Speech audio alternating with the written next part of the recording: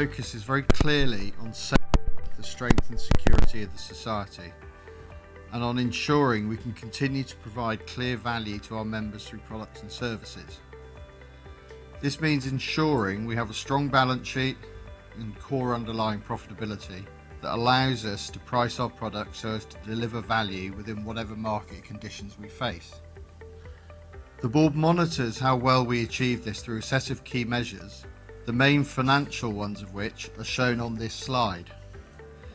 These are deliberately looked at together by the board on a group scorecard that helps us make sure that we balance where we deliver and where we focus our resources. For example, making sure that we don't drive our financial performance at the expense of delivering good service. I'm glad to say that in 2016 we generally outperformed the plan that we set at the start of the year, despite a number of trading and economic challenges.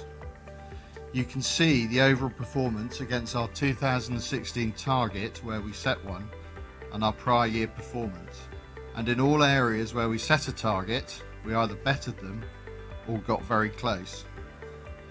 Looking at each area in more detail, our statutory profit, which is the measure defined by regulation and easily compared across different businesses, was 152 million, above our target and as planned down on 2015.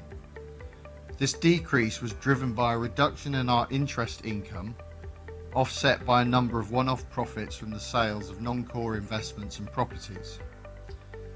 Our core operating profit, which excludes these and other one-off non-core items and gives a clearer view of our underlying performance, was on target and as anticipated down 57 million on 2015. The key driver in both of these profit numbers is our net interest income. That is the difference between what we earn on our mortgages and other assets and what we pay in interest on our savings and other funding. The margin fell in 2016 partly because of the competitive markets, including mortgages written several years ago at very high rates from our perspective that rolled off onto less profitable products for us. The main reason though was that we increased the differential between our average savings rates and those of the market in order to protect our savers from falling rates for as long as possible. At the end of the year, the 38 basis point differential that Mike talked about earlier, I estimate was worth over 100 million annually to our members. I realise that people would like us to pay even higher rates on our savings products. However, if we did so, then we run the risk of attracting too much money into the business, meaning that we wouldn't be able to sensibly and safely lend it on as mortgages, and so we'd have to keep it as cash at the Bank of England, earning minimal amounts and making a significant loss on these balances.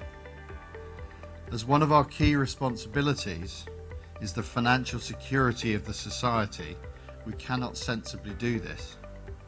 What we also don't want to do is constantly pay high rates providing best buy products that, to balance the books, we then later have to cut to 0.01% as some of our competition do, in the hope that people will unwittingly leave their money there for some time.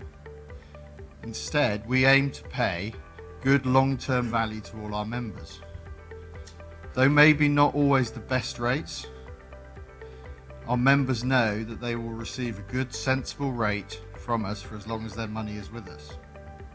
Clearly, this means that if a saver chooses to constantly move their money between best buy products, they will make more. However, we believe, based on feedback, that the majority of our members understand and appreciate our approach. Making a sufficient but not excessive profit is a critical but difficult balance. We need to make enough to keep growing our reserves and so continue to grow the business, but not at the expense of what we pay or charge our members. In 2016, we further enhanced how we measure and challenge ourselves on this, and the profit we made in 2016 was sustainable and means we can grow the business at a sensible, steady pace. Turning to our key measures of balance sheet strength, our core capital and liquidity increased during the year, whilst our arrears measures improved further and remain below the industry average. We consider being strongly capitalised to be an essential factor if people are to trust us with their savings, since this is the element that protects savers against unexpected events impacting on the society. Likewise, holding enough cash to meet our obligations in both day-to-day and stressed circumstances means people can rely on us to meet our financial commitments as they fall due. Both these areas of capital and liquidity are comfortably but sensibly above our regulatory and our own calculations of what is required. A key focus for us at the moment is on our efficiency and our costs. We are aware of the need to improve our cost base and are focused on addressing it. I'm pleased that in 2016 we halted the year-on-year increases, but we must remain mindful to spend the money sensibly. This means focusing on those things that we either do because we are a regulated business or are those that add value to our members in a way that they want to interact with us. For example, by developing new products or digital channels. The recent changes we announced are largely driven by this. They will deliver improvements in our efficiency and focus us on future customer needs. We will continue to look for further areas where we can improve. Turning to our business volumes, we increased our level of lending in 2016 to 7.2 billion and saw an inflow of just under £1 billion in savings accounts after a broadly flat performance in 2015. These provided what I would describe as steady growth in 2016, underpinned in many areas by improvements in our products and services arising from our investments in recent years. As a result of this, our savings balances ended the year at just over 29 billion and our mortgage balances at just over 34 billion. Overall, we believe our 2016 performance was steady and on target. We're pleased in particular that we achieved this while increasing the direct savings-based benefit we deliver to members through better than market rates. We know how difficult the current low interest rate environment is for savers of all types, and so believe this is the right area in which to focus our delivery at this time. Looking forward, we'll remain financially focused on a number of key areas. Firstly, ensuring that our capital position remains robust at a time when the regulations are changing and the regulators are challenging all financial institutions to hold more capital. Secondly, ensuring we have robust but efficient lending processes, as well as sufficient provisions against our loan books, so that we protect the group's position as the UK faces inevitable economic uncertainties that will almost certainly mean more borrowers facing payment difficulties in the coming years.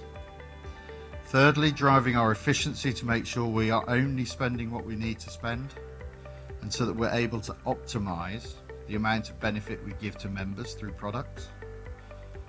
Fourthly, given that we believe interest rates will remain low for some time to come, focusing our support for members on our savings products whilst making sure that our mortgages are competitive and attractive.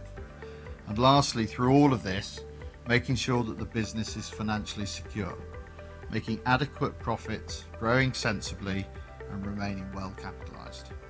Thank you for listening, and I'll hand back to John.